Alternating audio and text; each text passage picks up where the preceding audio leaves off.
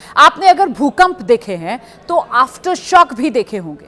भूकंप के बाद धरती एकदम से शांत नहीं होती है, बल्कि हल्के हल्के झटके कुछ देर तक आते रहते हैं। लेकिन बिहार में चुनाव नतीजों के बाद जो आफ्टर शॉक आ रहे हैं उनकी इंटेंसिटी अच्छी खासी है, झटके जोर के हैं। नीतीश कुमार 10वीं बार बिहार के मुख्यमंत्री बनेंगे, इसमें कोई कंफ्यूजन नहीं। एनडीए की पांचों पार्टियां अब अपनी बैठकों की औपचारिकताओं में लगी हैं, लेकिन महागठबंधन में भूकंप के बाद आफ्टर शॉक रुक नहीं रहे, बल्कि बढ़ रहे हैं। हार के लिए एक दूसरे के बाल नोचने की शुरुआत हो चुकी है। नाकामियों की मटकी एक दूसरे के सिर फोड़ना शुरू कर दिया गया है। और ये दंगल महागठबंधन के दलों में ही नहीं, बिहार के सबसे बड़े सियासी परिवार में भी छिड़ गया है। अगर मैं टू द पॉइंट कहूं तो इस हार से लालू परिवार बिखर चुका है। दरअसल लालू की बेटी रोहिणी आचार्य को तेजस्वी यादव ने घर से निकाल दिया। रोहिणी के मुताबिक उन्हें गालियां दी गईं, उन पर चप्पल तक उठाई गई। रोहिणी को निकालने के बाद लालू की 3 और बेटियों ने घर छोड़ दिया है। कलह के 2 कारण, तेजस्वी के खास संजय यादव और रमीज। आगे इनको लेकर पूरी डिटेल आप तक पहुंचाऊंगी। महाकलह महागठबंधन में भी सतह पर आने लगी। कांग्रेस के नेता अब तक अपने नेताओं पर टिकट बेचने के आरोप लगा रहे थे और अब पप्पू यादव ने लालू तेजस्वी पर भी यही आरोप लगा दिया। आरजेडी के लगभग अदृश्य हो चुके बुजुर्ग शिवानंद तिवारी ने एक ब्रेकिंग दी, लालू यादव को धृतराष्ट्र बता दिया। तीसरा आफ्टर शॉक अब आपके सामने। 6 सीटों पर सिकुड़कर कांग्रेस आज भी हार के बहाने बनाती रही। दिन भर सोशल मीडिया एक्स पर नैरेटिव बनाती रही कि इलेक्शन कमीशन ने उसके लाखों वोट चुरा लिए, 3 लाख फर्जी वोट डलवा दिए। सीईसी का एआई वीडियो भी सोशल मीडिया पर साझा किया। चौथा आफ्टर शॉक देख लीजिए। 125 सीट एक भी कम आई तो मेरी तो हार हो जाएगी, इस तरीके के बड़े बड़े दावे करने वाले प्रशांत किशोर आज भी अपने कोप भवन से बाहर नहीं निकले हैं। अब दुनिया ढूंढ रही है कि पीके कहीं नजर आ जाए, दिखाई दें पीके तो उनसे पूछें क्या से क्या, ये कैसे हो गया। लेकिन आज भी पीके की परछाई तक लापता है। तो एक के बाद एक ये 4 आफ्टर शॉक्स आपने देखे। लेकिन बिहार में हार के साइड इफेक्ट्स दिखाने से पहले आपको बिहार के नए मुख्यमंत्री को लेकर अपडेट देना जरूरी है, क्योंकि पूरे बिहार को इंतजार है कि नीतीश कुमार अब किस तारीख को मुख्यमंत्री पद की शपथ लेंगे और मोदी नीतीश का ये मेगा शो कितना बड़ा होने वाला है। क्या बीजेपी नीतीश कुमार को सीएम नहीं बनाना चाहती? क्या एनडीए की बैठक में नीतीश के अलावा कोई सीएम सरप्राइज हो सकता है? ऐसा लगता है कि इस तरह की शब्दों की जलेबियों से लोगों को अब बाहर निकल आना चाहिए। यहां से आगे बढ़ने की जरूरत है। नीतीश का शपथ ग्रहण कैसा होगा, इस सवाल पर बात होनी चाहिए। गांधी मैदान में कैसा गर्दा उड़ेगा? प्रधानमंत्री मोदी क्या नीतीश की शपथ में भी गमछा लहराएंगे? मोदी और नीतीश जब एक साथ होंगे तो मैसेजिंग क्या होगी? न्योता तो लालू, राबड़ी, तेजस्वी को भी जाएगा। वो आना पसंद करेंगे या फिर गैर हाजिर रहेंगे? तो शपथ की तारीख अभी नहीं आई है, लेकिन एक क्लू जरूर मिला है। पटना का गांधी मैदान कल से 4 दिन यानी 17 नवंबर से लेकर 20 नवंबर तक बंद रखा जाएगा। इस दौरान आम लोग यहां आ जा नहीं सकेंगे। शपथ की तैयारियों के लिए इसे बंद किया जा रहा है, लेकिन यह अभी तय नहीं है कि 17 से 20 नवंबर तक शपथ होगी किस दिन। पर मेहमान अभी से कौन कौन होगा मैं आपको बता सकती हूं। शपथ समारोह में पीएम मोदी के अलावा कई केंद्रीय मंत्री, एनडीए शासित राज्यों के मुख्यमंत्री जाहिर सी बात है मौजूद रहेंगे। नीतीश के ही सीएम बनने की वजह भी बताऊंगी मैं आपको आगे, लेकिन उससे पहले सरकार बनाने को लेकर जो हलचल है और कुछ और उससे जुड़े जो अपडेट्स हैं वो आपको देते चलते हैं। बिहार की नई सरकार कैसी होगी, इसे लेकर आज पटना से दिल्ली तक एक एक्सरसाइज चली है। दिल्ली में गृह मंत्री अमित शाह और बीजेपी अध्यक्ष जेपी नड्डा से कई नेताओं की मुलाकात हुई है। उधर पटना में नीतीश कुमार के आवास पर भी एनडीए के नेताओं का दिन भर आना जाना लगा रहा है। तो कुल मिलाकर ये मेलजोल मुलाकातों का दौर जारी रहा। एनडीए में हमारे सूत्रों से जो जानकारी मिल रही है उसके मुताबिक सोमवार को, मतलब कल, नीतीश कैबिनेट की आखिरी बैठक होगी। सोमवार को सीएम नीतीश कुमार अपना इस्तीफा सौंपने के लिए राजभवन जाएंगे। सोमवार को ही बीजेपी की, जेडीयू की विधायक दल की बैठक हो सकती है। फिर मंगलवार को एनडीए विधायक दल की बैठक होगी, जिसमें नेता के नाम पर मोहर लग जाएगी और फिर मंगलवार को ही नीतीश कुमार राजभवन जाकर सरकार बनाने का दावा पेश कर देंगे। मौजूदा सरकार का जो कार्यकाल है वो 22 नवंबर को खत्म हो रहा है। उससे पहले पहले नए सीएम और नए मंत्रिमंडल का शपथ ग्रहण होना है। नीतीश कैबिनेट में 5 पार्टियों का कॉम्बिनेशन कैसा होगा उसका भी फॉर्मूला सामने आ रहा है। सूत्र ये जानकारी दे रहे हैं एनडीए में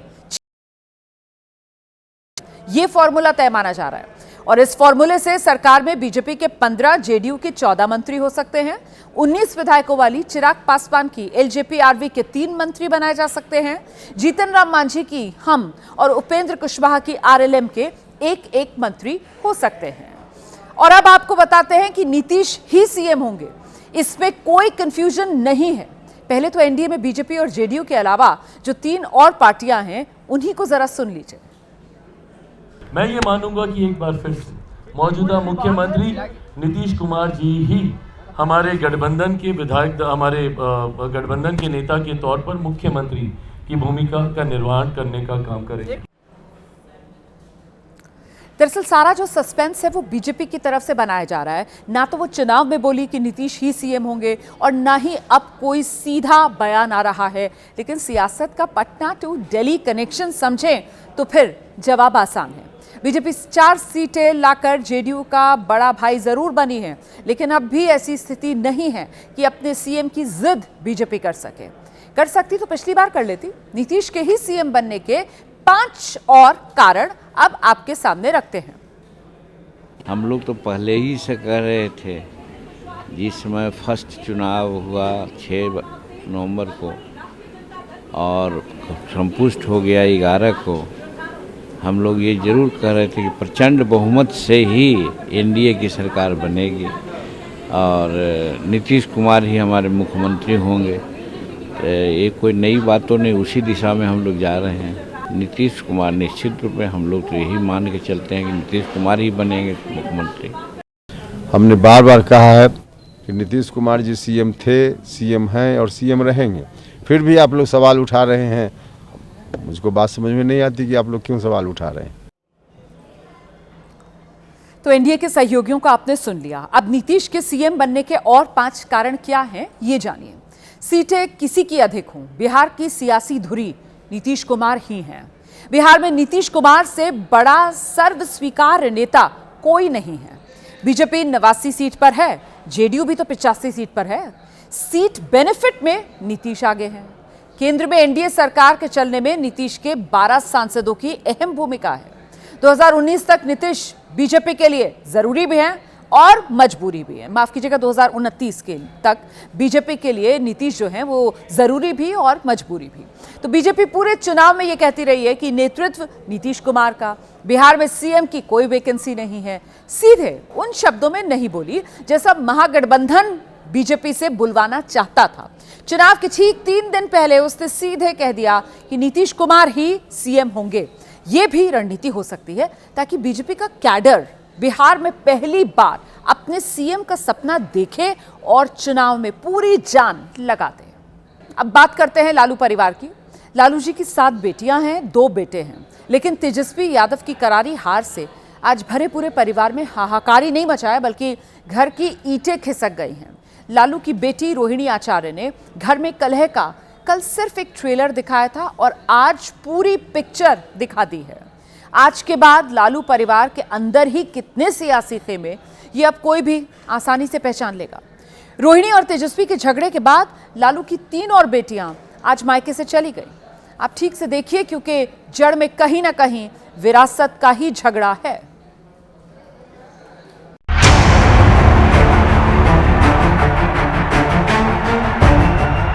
तारीख 30 अगस्त 2025। खुली जीप पर सवार तेजस्वी यादव और साथ में सारथी की तरह खड़ी दूसरी बहन रोहिणी आचार्य।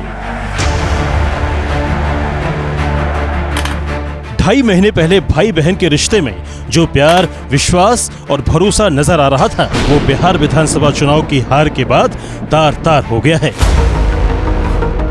16 नवंबर को रोहिणी आचार्य ने सोशल मीडिया पर लंबी पोस्ट कर लिखते हुए बताया, कल मुझे गालियों के साथ बोला गया कि मैं गंदी हूँ और मैंने अपने पिता को अपनी गंदी किडनी लगवा दी। करोड़ों रुपए लिए, टिकट लिया, तब लगवाई गंदी किडनी। सभी बेटी बहन जो शादीशुदा हैं उनको मैं बोलूंगी कि जब आपके मायके में कोई बेटा भाई हो तो भूल कर भी अपने भगवान रूपी पिता को नहीं बचाएं। अपने भाई उस घर के बेटे को ही बोले कि वो अपनी या अपने किसी हरियाणवी दोस्त की किडनी लगवा दे। इस पोस्ट से पहले रोहिणी आचार्य ने एक और पोस्ट सोशल मीडिया एक्स पर की, जिसमें उन्होंने लालू आवास के भीतर खुद को गाली देने, चप्पल से मारने के आरोप लगाए।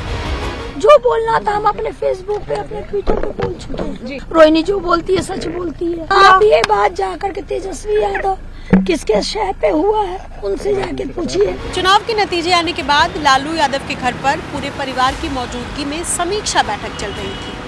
रोहिणी ने संजय यादव की भूमिका पर सवाल उठाए।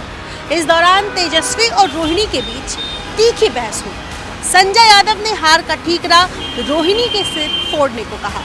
इसके बाद जब रोहिणी घर छोड़ने को मजबूर हुई, तब पिता लालू यादव और मां राबड़ी देवी दोनों ही उदास और भावुक नजर आए। रोहिणी ने ये आरोप अपने छोटे भाई तेजस्वी पर लगाए हैं, उस भाई पर जिसे उन्होंने अपने बच्चे की तरह पाला पोसा, बड़ा किया। ये बात खुद तेजस्वी सार्वजनिक मंच से बता चुके हैं। और हमको जब खाना, माता पिता जब व्यस्त रहते थे तो हमको खाना यही खिलाती थी। जब हम छोटे थे तो हमने के कैसे बाल बच्चा के खिलावली सर भैया, कौर ले लेकर के लड्डू बना बना करके दाल भात के खा ला बाबू, ना तो चिड़िया आकर ले जाएगी। तो आज हमको बड़ा करने में भी इनका बड़ा योगदान है। जिस बहन ने मुश्किल दौर में परिवार को संभाला, आज वही बहन बाबुल के अंगना से अपमानित होकर गई है। जिस पिता को किडनी दान करने को रोहिणी भूल मान रही है, उसी घटना से तेजस्वी कभी रिश्तों की नई परिभाषा गढ़ रहे थे। 6 दिसंबर 2022 को किडनी ट्रांसप्लांट के बाद तेजस्वी ने लिखा, मेरी प्यारी बहन रोहिणी आचार्य ने अटूट प्रेम, असीम त्याग, अदम्य साहस, अद्वितीय समर्पण और रिश्तों की वर्तमान दौर में अकल्पनीय पारिवारिक मूल्यों की जो अनूठी मिसाल कायम की है, वो अवर्णनीय और अविस्मरणीय है। क्या परिस्थिति रही, क्या त्याग मेरी बहन ने किया है, उसको हम बताने का समय अभी नहीं समझते। आप सब लोग जानते हैं कि इन्होंने क्या त्याग दिया है। 2022 में जब तेजस्वी डिप्टी सीएम बने थे, तब रोहिणी ने पोस्ट कर लिखा था, इस रक्षाबंधन मिली मुझे खुशियों की सौगात, भाई को मिला बिहार की सत्ता का ताज। भाई बहन के जो रिश्ते कभी इतने मजबूत थे, क्या तेजस्वी के सलाहकारों की वजह से वो इतने बिगड़ गए हैं? क्या MY फैक्टर रिश्तों पर भारी पड़ गया? जिस MY समीकरण को RJD की सियासी पूंजी माना जाता है, वही MY फैक्टर लालू परिवार में कलह चैप्टर बन गया है। कहा जाता है तेजस्वी के हर फैसले में संजय यादव की छाप होती है। वही रमीज खान तेजस्वी के सोशल मीडिया से लेकर चुनावी प्रबंधन का काम देखते थे। रोहिणी चुनाव के दौरान भी संजय यादव पर निशाना साध चुकी है, लेकिन अब हार के बाद परिवार की अंदरूनी तकरार खुलकर सामने आ गई। विरोधी और सहयोगी लालू से बेटी के लिए सामाजिक न्याय की गुहार लगा रहे हैं। तो अनुरोध करेंगे लालू जी से कि आप डरिए नहीं, भयाक्रांत मत होइए। बेटी को न्याय देने का मसला है, बोलिए। अगर कोई आपको रोक रहा है तो माता पिता भरण पोषण अधिनियम के तहत आप जिलाधिकारी पटना के यहाँ, चूंकि बेटी का आंसू निकला है, तो जल्दी से बगैर दिन देखे हुए गृह प्रवेश करिए, नहीं तो कलह और बढ़ता जाएगा। हम लोगों के परिवार का मामला है। लालू यादव सम्मान लीडर हैं और ये परिवार से ज़्यादा समाज के लिए महत्वपूर्ण विषय होगा। जब सवाल खड़ा होता है, जो समाज, जो वर्ग, जो समूह लोगों के साथ इमोशनल रिश्ता रखता है। इससे पहले तेज प्रताप यादव को भी घर और RJD से बर्खास्त किया गया था। तब उन्होंने भी तेजस्वी के करीबियों पर परिवार तोड़ने के आरोप लगाए थे, और अब रोहिणी के आरोपों से नया संग्राम खड़ा हो गया है। वहीं बिहार महिला आयोग रोहिणी की शिकायत का इंतजार कर रही है ताकि आगे की कार्रवाई हो जाए। देखिए, बिहार में NDA की 5 पार्टियों के अलावा अगर कोई और खुश है और जोश में है तो वो है असदुद्दीन ओवैसी और उनकी AIMIM। तेजस्वी से 2020 का बदला लेने के बाद ओवैसी ने अब अपनी पतंग बिहार से यूपी की ओर उड़ाने की तैयारी कर ली है। यूपी में 2027 के चुनाव में अभी वक्त है, लेकिन असदुद्दीन ओवैसी ने अखिलेश यादव को अभी से अल्टीमेटम दिया है कि वो 2027 में तैयारी में है।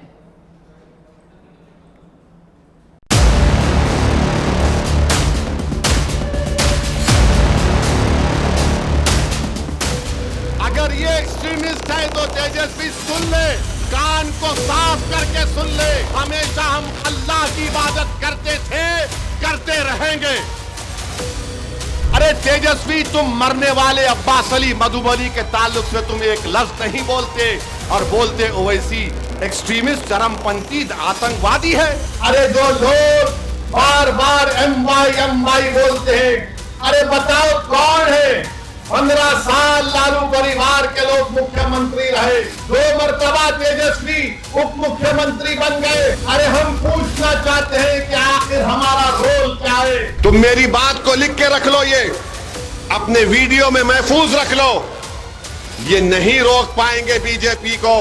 असदुद्दीन ओवैसी चुनाव से पहले आरजेडी के साथ अपनी ऊंची पतंग उड़ाना चाहते थे, लेकिन आरजेडी और तेजस्वी यादव जिस तरह से उन्हें देखते ही अपनी लालटेन गायब कर देते थे, उसके बाद ओवैसी ने भी तय कर लिया था कि वो खुद अपना दमखम दिखाएंगे। हुआ भी ऐसा। एआईएमआईएम ने 5 सीटें जीत ली और इस जीत के बाद ओवैसी भविष्य की चुनावी राजनीति की भूमिका तैयार करने में जुट गए। अन्य दलों पर हमला बोलते हुए इशारा कर रहे हैं कि अब यूपी में वो 2027 का चुनाव लड़ेंगे। संगम पिक्चर का गाना अच्छा दिखता, ये सियासत है।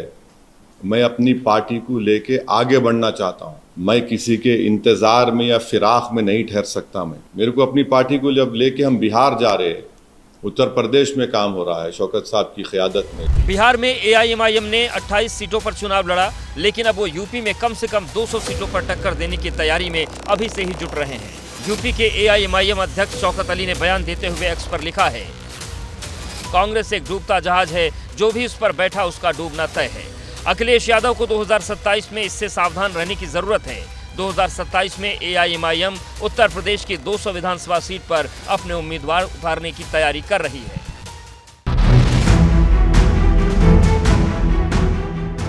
ओवैसी बिहार चुनाव की शुरुआत में चाहते थे कि आरजेडी से उनका तालमेल हो जाए, लेकिन महागठबंधन के सीएम चेहरे तेजस्वी यादव ने ऐसा होने से रोक दिया, जिसके बाद ओवैसी ने समय खराब न करते हुए बड़ा दांव खेला। हम भी नहीं चाहते थे कि एनडीए जीते, हम पूरी कोशिश किए, आप लेने को तैयार नहीं थे, उसके बावजूद भी हम पूरी कोशिश किए। और अगर नीतीश कुमार को हम मुबारकबाद भी देते हैं, और अगर वो वाकई में सीमांचल और बिहार का सही विकास करना चाह रहे तो हम कंस्ट्रक्टिव कोऑपरेशन करेंगे, ताकि सीमांचल में खास तौर से इंसाफ हो सके। अब ओवैसी का जोश इतना हाई है कि वो यूपी में अकेले दम पर ही चुनाव मैदान में पतंग उड़ाना चाहते हैं। दरअसल ओवैसी अच्छे से जानते हैं कि यूपी में मुस्लिम बाहुल्य सीटों पर सीमांचल की सफलता दोहराई जा सकती है। उत्तर प्रदेश में 31 विधानसभा सीटों पर 25% से ज्यादा मुस्लिम आबादी है। 23 जिले ऐसे हैं जहां पर 20% से ज्यादा मुस्लिम हैं। मुस्लिमों की आबादी यहां हार जीत में अहम फैक्टर है। उत्तर प्रदेश में एआईएमआईएम का पूरा ध्यान मुस्लिम और दलित के गठजोड़ पर होगा, जो अखिलेश यादव की पीडीए में सेंधमारी कर सकती है। 2022 में समाजवादी पार्टी को मुस्लिमों का 79% वोट मिला था, जबकि बीजेपी को सिर्फ 8% वोट मिला। बीएसपी को 6% मुस्लिम वोट गया था। हालांकि महागठबंधन की बिहार में करारी हार के बाद समाजवादी पार्टी के नेता अभी से ही अखिलेश को सलाह दे रहे हैं कि साइकिल तेज दौड़ानी है तो ओवैसी की पतंग उड़ाने में मदद करनी होगी। मैं अपने राष्ट्रीय अध्यक्ष से खुल के बात करता हूँ और करूंगा। मेरी राय यही है कि गठबंधन में उनको रहना चाहिए। तेजस्वी, तुम उम्र के भी कच्चे हो, दिमाग के भी कच्चे हो, और जबान के नंबर 1 के झूठे हो। मुस्लिम यादव जहां ओवैसी आ गया वो गया। क्यों बोलता है वो? समाजवादी पार्टी के नेता ने बिहार चुनाव के दौरान तेजस्वी पर ओवैसी का जुबानी हमला जरूर देखा होगा, जिसके बाद अभी से ही यूपी की चुनावी सियासत का नया गणित तैयार होता दिख रहा है। अखिलेश के लिए चिंता की बात यह भी हो सकती है कि कहीं बीएसपी और ओवैसी यूपी चुनाव में एक साथ न आ जाएं। मायावती पहले ही साफ कर चुकी हैं कि यूपी में वो किसी बड़े दल से गठबंधन नहीं करेंगी, लेकिन छोटे और समान विचारधारा वाले दलों के साथ सीमित सीटों पर समझौता संभव है। ऐसा हुआ तो अखिलेश को नुकसान झेलना पड़ सकता है। बिहार के चुनाव से उत्तर प्रदेश प्रभावित नहीं होगा, बल्कि उत्तर प्रदेश के लोग सजग हो जाएंगे। भारतीय जनता पार्टी संगठन और सरकार के चुनाव आयोग सहित जितने भी यंत्र तंत्र हैं उससे लड़ने के लिए 2027 को लेकर अभी से ही चुनावी समीकरण बैठाने की कोशिश होती दिखना और ओवैसी का हाई जोश यूपी के चुनाव को कैसे दिलचस्प बनाएगा, अब इस पर भी नजर रहेगी। और अब 3 भविष्यवाणियां। हमें नहीं पता बिहार चुनाव को लेकर ये 3 आंकलन पूरे गहरे विश्लेषण के साथ किए गए थे या गुस्से में या यूं ही, लेकिन 3 नेताओं की ये 3 भविष्यवाणियां किसी एग्जिट पोल से ज्यादा एक्यूरेट निकली हैं। देख लीजिए आप कौन थे ये 3 नेता और कौन सी थी इनकी 3 भविष्यवाणियां। अरे आप लोग बहुत कम संख्या में अगली बार आइएगा। सरकार नहीं बनेगा इसका, 25 को बस्ती बन जाएगा लालू। हमरा 200 से ऊपर। हाँ, ये वो 3 भविष्यवाणियां हैं जिन पर बिहार विधानसभा चुनाव के नतीजों ने मुहर लगाई है। सबसे पहले बात बिहार के उस सियासी सौदागर की जो 2 दशकों से अजय बने हुए हैं। नीतीश ने न सिर्फ सत्ता में वापसी की बल्कि महीनों पहले ही आरजेडी का आंकड़ा भी सामने रख दिया था। आप मेरा मुर्दाबाद लगाते हैं, हम आपको जिंदाबाद करते हैं। बाहर भी बोल रहे हैं, जितना बार लगाना है मुर्दाबाद लगाइए, हम आप सबका जिंदाबाद करेंगे। जिंदा रहिए, हमको मुर्दा करते रहिए। आज जितना मुर्दा करते रहिएगा उतना ही खत्म हो जाइएगा। अरे आप लोग बहुत कम संख्या में अगली बार आइएगा। बिहार चुनाव की इन तस्वीरों को कौन भूल सकता है, जब राबड़ी आवास के बाहर हाई वोल्टेज ड्रामा हुआ था। मधुबन से आरजेडी नेता मदन शाह ने कुर्ता फाड़कर और जमीन पर लेटकर प्रदर्शन किया था। तेजस्वी के खास संजय यादव पर 2 करोड़ रुपए वसूलने और टिकट न देने के आरोप लगाए थे। क्रोधित मदन शाह ने दुर्वासा ऋषि की तरह तेजस्वी को 25 सीट पर सिमटने का श्राप दे दिया था।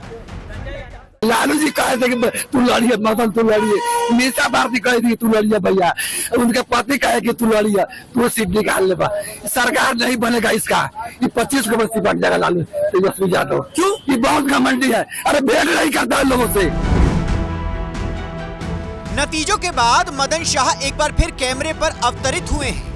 अपनी भविष्यवाणी पर वो खुश हैं। संजय यादव पर आरजेडी को बर्बाद करने के आरोप दोहरा रहे हैं।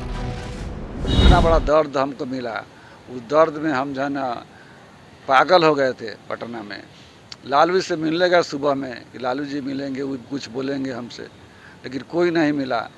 दर्द इतना बढ़ गया कि हम अपना जो है ना कहीं के नहीं रहे, कपड़ा फाड़ करके जो है ना वहाँ लालू जी के आवास पर लौटाते रह गए, लेकिन कोई नहीं मिला हमसे। और बाद में जो है ना हमसे मुंह से निकल गया कि जाइए, हम बददुआ दे रहे हैं कि हाँ आपकी पार्टी जो है ना 25 सीट पर सिमट जाएगी। और पार्टी 25 सीट पर सिमट गई। अभी भी हमको दुख है पार्टी के लिए कि भाई इतनी बड़ी पार्टी जो है सबसे बड़ी पार्टी बिहार में और 25 सीट पर सिमट जाए। मुझे भी दुख है। हम काम किए हैं पार्टी में, पार्टी के लिए काम किए हैं। पार्टी हारा है तो हमको दर्द है, लेकिन जो भगवान करते हैं वो अच्छा करते हैं।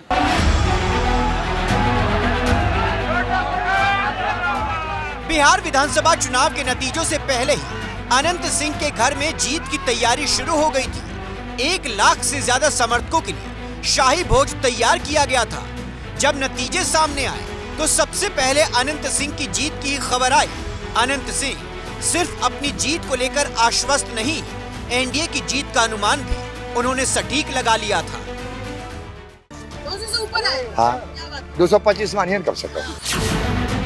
बड़े बड़े सेफोलॉजिस्ट बिहार का मूड समझने में नाकाम रहे, लेकिन अनंत सिंह से लेकर नीतीश कुमार और मदन शाह ने जो कहा वही आखिरी आंकड़ा चुनावी टैली में भी नजर आया। और अब वक्त हो चला है आज के जनहित स्पेशल का। बिहार में एनडीए ने प्रचंड विजय हासिल की। खासकर बीजेपी ने 101 सीटों पर लड़कर 89 सीटें जीती। ये स्ट्राइक रेट इतना जबरदस्त है कि इसे समझने में राजनीतिक गणितज्ञों के भी पसीने छूट रहे हैं। क्या इस करिश्मे के पीछे चाणक्य नीति है? क्या जिस तरह से प्राचीन मगध में विष्णुगुप्त चाणक्य ने नंद वंश का अंत कर असंभव को संभव कर दिखाया था, उसी तरीके से आधुनिक मगध में आज के चाणक्य अमित शाह ने 20 साल के सत्ता विरोधी रुझान को सत्ता समर्थन अभियान में बदल दिया है। इसी को समझने के लिए वर्तमान राजनीति का ये जीवंत इतिहास देखिए आप।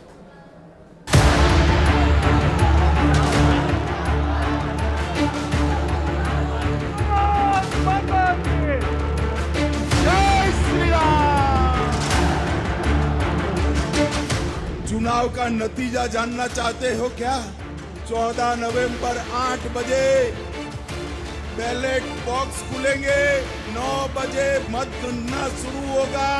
1 बजते बजते लालू राहुल की पार्टियों का सुपड़ा साफ।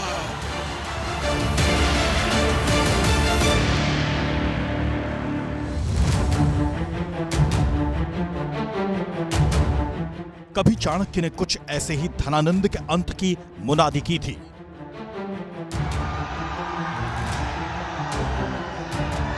आधुनिक मगध के चुनाव युद्ध में बीजेपी की चाणक्य ने दूसरे चरण के मतदान से पहले ही परिणाम की भविष्यवाणी की तो यकीनन राजनीतिक पंडितों को अतिशयोक्ति लगी होगी, लेकिन बात हुई जो अमित शाह ने कही।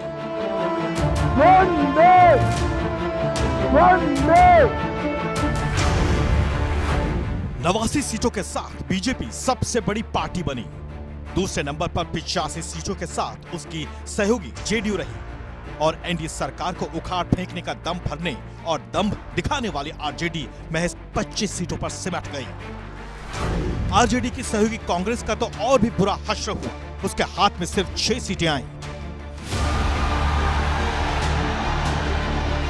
ये चमत्कार कैसे हुआ? राजनीति पर शोध करने वाले जनादेश की तह तक जाने में जुटे हैं। मोदी और नीतीश की जोड़ी पर बिहार ने एक बार फिर कैसे एतबार किया, अध्ययन और विश्लेषण जारी है। लेकिन इतना तय मानी कि इस नतीजे को नींव से अंजाम तक पहुंचाने वाले सबसे बड़े किरदारों में बड़ा नाम अमित शाह का है, जिन्होंने चुनावी अधिसूचना जारी होने के बाद बिहार में पूरे 19 दिन बिताए। प्रचार खत्म होने तक संभाग और जिला स्तर की 10 बैठकें की।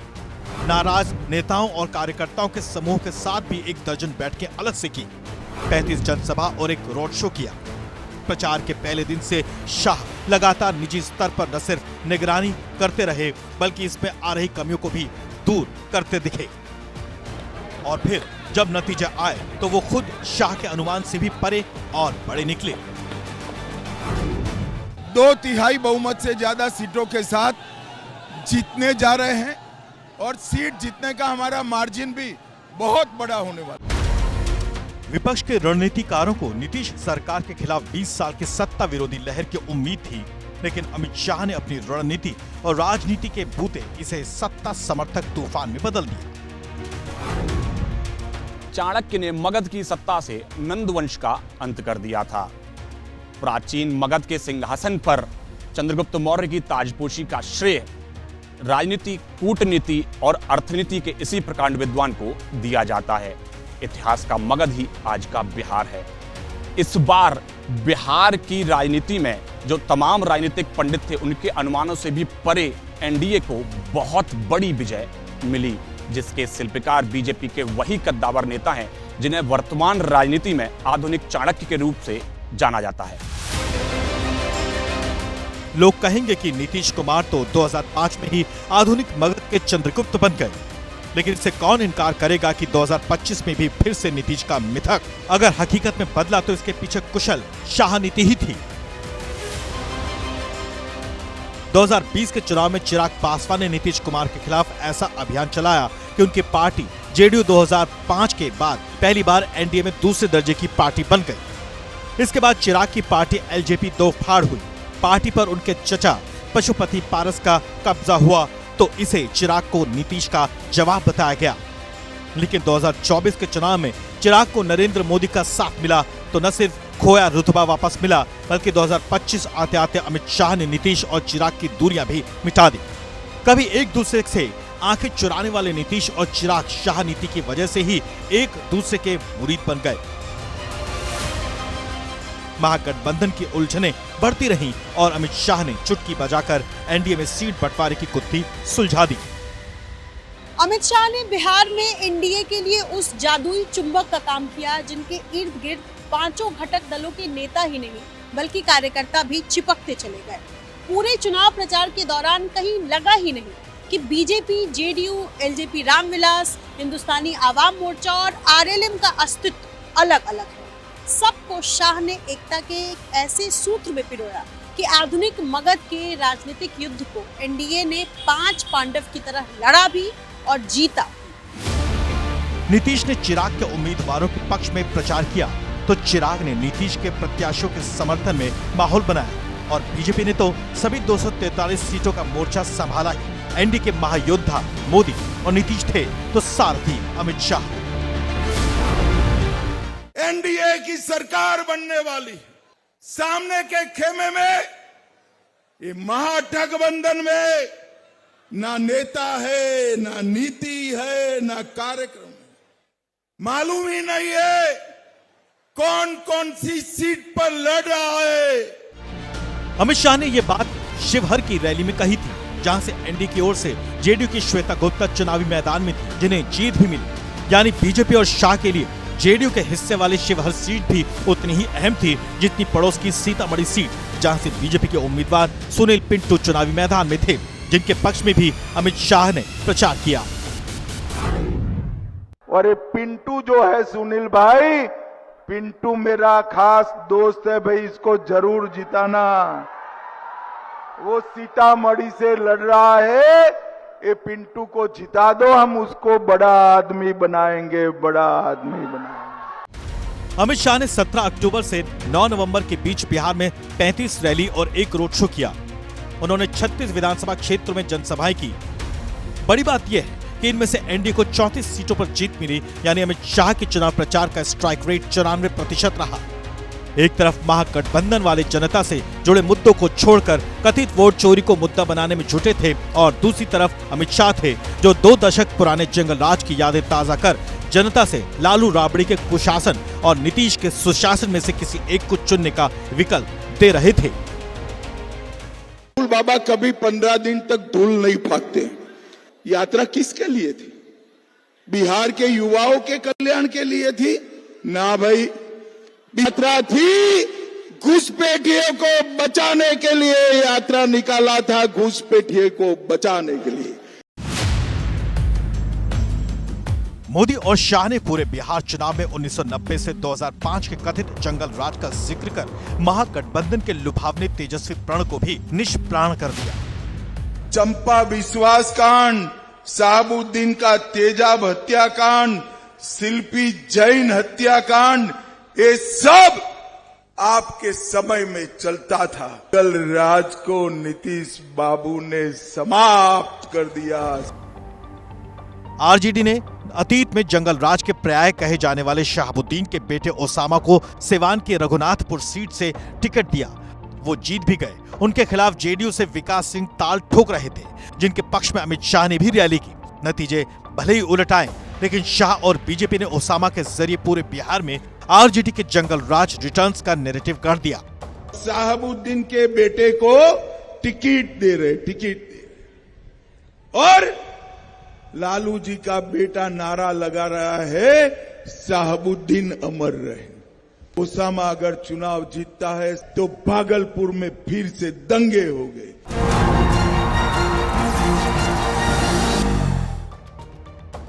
महागठबंधन ने देर से ही सही, लेकिन तेजस्वी को अपना मुख्यमंत्री उम्मीदवार घोषित किया।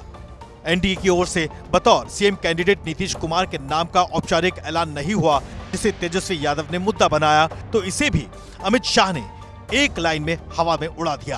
लालू प्रसाद जी अपने बेटे को मुख्यमंत्री बनाना चाहते हैं, सोनिया जी अपने बेटे को प्रधानमंत्री बनाना चाहते हैं। मैं आज दोनों को कहकर जाता हूं, बिहार में ना सीएम का पद खाली है, ना दिल्ली में पीएम का पद खाली है। बीजेपी के चाणक्य ने साफ कर दिया कि दिल्ली में मोदी और पटना में नीतीश की जोड़ी अटूट रहेगी। चाहे 2020 की तरह जेडीयू की सीटें भले ही कम आए, सीएम सुशासन बाबू ही बनेंगे। हुआ भी यही। नतीजे में बीजेपी ही सीटों के लिहाज से नंबर 1 बनी और एक बार फिर नीतीश के ही मुख्यमंत्री बनने की पुरजोर संभावना है। बिहार के चुनाव में एक तरफ महागठबंधन में दर्जन भर सीटों पर आपसी टकराव हुआ, तो दूसरी तरफ नामांकन वापसी से पहले अमित शाह ने बेटिकट नेताओं की नाराजगी दूर कर दी। बिहार में एनडीए के टिकट बंटवारे में बीजेपी के हिस्से में 101 सीटें आईं। जाहिर है इतने ही उम्मीदवारों को विधानसभा चुनाव लड़ने का मौका मिला, तो ऐसे में कई सारे टिकटार्थी नाराज हो गए। उन्होंने निर्दलीय चुनाव लड़ने तक की तैयारी कर ली, लेकिन अमित शाह ने चिंगारी की आग सुलझने से पहले ही बुझा दी। नाराज नेताओं से बातचीत की और उनको समझाया, और फिर वो हुआ जो राजनीति के मोदी युग में अब तक नहीं हुआ था। बिहार के चुनाव को बेहद करीब से देखने वालों के मुताबिक गृह मंत्री अमित शाह ने खुद नाराज नेताओं से बात की, उन्हें मनाया। मिसाल दरभंगा की अलीनगर सीट है, जहां से बीजेपी ने लोक गायिका मैथिली ठाकुर को टिकट दिया। उस सीट पर कई साल से बीजेपी नेता संजय कुमार सिंह तैयारी कर रहे थे, जिनका इलाके में बहुत अच्छा प्रभाव माना जाता है, लेकिन पार्टी ने ऐन वक्त में मैथिली को उम्मीदवार बना दिया। इससे नाराज संजय सिंह ने नॉमिनेशन से पहले कटने वाली एनआर यानी नाजिर रसीद भी कटा ली थी, लेकिन अमित शाह ने उनसे बात करके उनकी नाराजगी दूर कर दी। महागठबंधन ने इनके खिलाफ कई प्रचार का अपप्रचार किया है। यहां से लालू जी की पार्टी को कहकर जाता हूं, मैथिली ठाकुर जीतेगी। शाह के सूझबूझ से मैथिली के सिर जीत का सेहरा भी बन गया। अमित शाह चुनावी राजनीति में माइक्रो मैनेजमेंट के उस्ताद हैं। वो संगठन और सरकार को एकाकार करने के सूत्रधार हैं। राजनीतिक के जानकार बताते हैं कि संगठन और कार्यकर्ता का उनसे बेहतर इस्तेमाल करना कोई नहीं जानता।